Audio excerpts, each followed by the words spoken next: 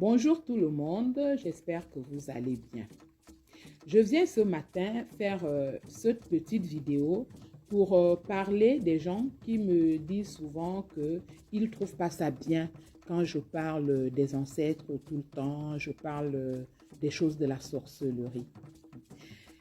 Je voudrais leur dire, Tirobiengo avait dit, quand on ne connaît pas quelque chose, on a un comportement, une attitude d'enfant devant la chose. C'est-à-dire que l'enfant, par exemple, Noël vient de passer, vous lui avez acheté un jouet qui coûte extrêmement cher. Mais quand vous le lui donnez, il se comporte devant comme avec n'importe quel jouet, il va le casser, il va le détruire et tout ça. Et donc, il n'y a que vous qui connaissez la valeur de ces choses-là, mais l'enfant, lui, ne mesure pas forcément ni le sacrifice que vous avez fait derrière pour lui donner ce jouet, ni la valeur même du jouet en question. C'est la même chose avec nos traditions. Vous savez, dans nos traditions, tout le monde n'avait pas accès à tout. Mais aujourd'hui, avec l'arrivée des réseaux sociaux, avec l'arrivée de Facebook et des téléphones avec caméra, tout le monde veut présenter tout ce qui se passe autour de lui. Les gens présentent même ce qui se passe dans leur chambre à coucher. Donc, aujourd'hui, le monde a tellement changé. On va dans une cérémonie censée être à guichet fermé, une cérémonie traditionnelle. Il y aura toujours un individu qui va prendre son téléphone, qui va filmer et venir mettre dans les réseaux sociaux. Donc, de la même façon, si on vous amenait dans un temple Melan, devant des reliques, des crânes et tout ça, déjà, vous ne savez même pas si vous avez accès à ces choses-là. Si vous êtes fabriqué, si vous avez les codes pour accéder à ces choses-là, vous allez prendre vos téléphones, vous filmez, vous mettez dans les réseaux sociaux. Et pourtant, même ceux qui ont créé ce téléphone-là, ils ne nous montrent pas tout. Ils ne nous montrent pas tout. La preuve en est que sur les réseaux sociaux, ils ne nous montrent pas comment ils fabriquent le téléphone. Ils ne nous montrent pas la chambre à coucher du pape. Ils ne nous montrent pas s'il y a des reliques à Rome, lesquelles sont, où est-ce que ça se trouve. Nous n'avons même pas le plan du Vatican et de ses chambres secrètes. Mais il n'y a que dans nos traditions que les gens estiment que oui, vous cachez trop de choses, c'est ça qui a tué la culture africaine de façon générale. Donc il faut tout mettre sur la place publique. Qui vous a dit que vous avez accès à ces choses-là? Même quand on va à l'école, tous les enfants de 6 ans vont au jardin d'enfants. Mais 10 ans, 15 ans plus tard, ils ne sont pas tous à l'université. Il y en a qui décrochent en cours de route parce que peut-être ils n'ont pas la capacité de faire le circuit général, le cycle général, et puis ils peuvent aller dans d'autres types d'apprentissage. Pourquoi vous estimez que pour la culture, ça devrait être différent, qu'on doit tout mettre à la portée de tout le monde? Est-ce que vous avez l'aura? Est-ce que vous avez les choses nécessaires pour être devant ces trucs-là? Vous n'en savez rien. Qu'est-ce qui vous fait croire que parce qu'on est sur Facebook, parce qu'on a des réseaux sociaux, tout le monde peut avoir accès aux secrets de la tradition? Qui vous fait croire ça? Que tout le monde peut aller au Melan, tout le monde peut aller voir le Ngi, tout le monde... Qui vous fait croire ça?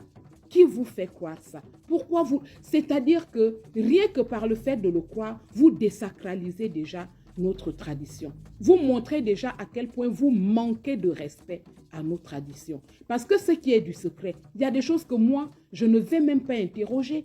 Je n'ai pas besoin de les interroger, je n'ai même pas besoin de le connaître, de le savoir. S'il y a quelque chose que je dois savoir, sachez-le, ça viendra à moi. D'une manière ou d'une autre, à un moment ou à un autre. Même avec vous, chers frères et sœurs, s'il y a des choses que vous devez avoir ou savoir, que vous devez rencontrer votre arrière-grand-père, vous le rencontrerez, soyez-en sûrs. Il viendra à vous. Si vous devez rencontrer le Melan, il viendra à vous. Vous n'avez pas besoin d'aller harceler les gens pour dire « mettez les choses dehors, montrez-nous le Melan ». On veut savoir. Même à l'époque de nos ancêtres, c'était une poignée de personnes qui avaient droit de connaître ces choses-là. C'est de l'élite mystique, l'élite spirituelle. C'est un groupe d'élite. Mais aujourd'hui, vous voulez que ceux qui constituaient des pôles d'élite deviennent à la portée de tout le monde. Est-ce que vous êtes sûr qu'on pourra tous le gérer de la même façon? Voilà pourquoi nos choses sont dehors aussi facilement. Parce qu'on a laissé les gens rentrer dans des cercles auxquels il n'avait pas droit. Et tout le monde a pris son téléphone, il a filmé, il a mis dans les réseaux sociaux. Et pourtant, il y a des gens à Rome là-bas. Vous avez vu quelqu'un, il rentre au Vatican et puis il se met à filmer l'intérieur du Vatican. Il y a des millions de personnes qui vont au Vatican tous les jours. Mais dites-moi combien rentrent dans le Vatican et vont filmer les chambres secrètes et vont ceci parce que eux, ils ont appris à respecter leurs choses. Ils ont appris que la limite de ma curiosité, c'est ici.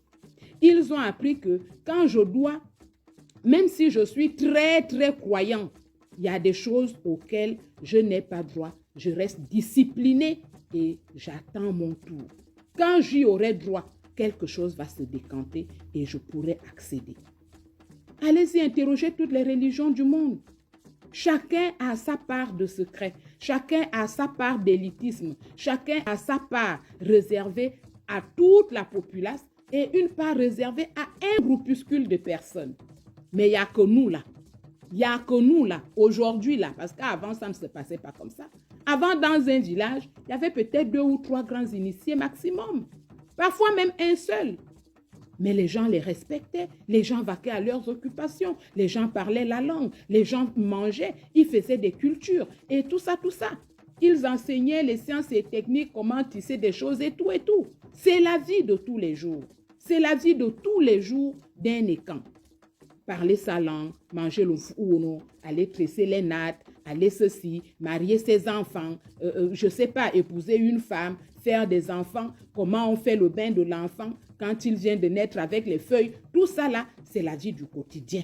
Maintenant, les choses qui sortaient de l'ordinaire n'étaient réservées qu'à une poignée de personnes et tout le monde le respectait. Mais aujourd'hui là, l'esprit du voyeurisme qui est arrivé chez nous là, esprit du voyeurisme qui fait que on ne respecte plus rien du tout. Les cérémonies du veuvage sont sur la toile. Tout le monde rit. Vous riez quoi? Vous riez quoi? On fait les cérémonies du veuvage. Nous savons comment ça se passe. Les gens parlent, on dit des mots vulgaires ou grossiers. C'est un cadre bien spécifique d'un moment bien spécifique de la vie d'un écan. Mais quelqu'un vient, il filme, il met dans Facebook et puis il rit. Vous riez devant vos traditions et puis vous venez vous dites, oh, montrez-nous le melan. Donc devant le melan, vous ferez quoi? Vous ne respectez pas votre tradition. Vous n'êtes pas discipliné devant vos traditions. Et quand ces traditions meurent, vous vous en plaignez. Oui, les autres fabriquent les avions. Qui vous a dit qu'on était incapable de fabriquer des avions? Je ne parle pas du côté mystique, mais parce que les gens respectent les codes. Les gens sont disciplinés. Ils s'autodisciplinent pour atteindre un objectif. Vous êtes dispersés, vous faites tout et n'importe quoi. Vous courez partout, vous courez à l'argent, vous trahissez vos frères, vous trahissez les secrets, tout. Et vous voulez que vous soyez capable de fabriquer des avions. Et pourtant, vous allez dans les mêmes écoles pour fabriquer les avions. Mais ils sont combien, ces écans qui fabriquent des avions? Il n'y en a pas. Pourquoi? Parce que vous avez tout désacralisé. Rien n'est plus sacré chez vous. Du moins chez nous. Rien. Tout est dehors. On veut tout mettre dehors. On veut qu'on introduise X dans tel endroit pour qu'il prenne sa caméra, il filme, il met dehors. Et c'est comme ça que vous voulez réussir. C'est comme ça que vous voulez concurrencer les autres.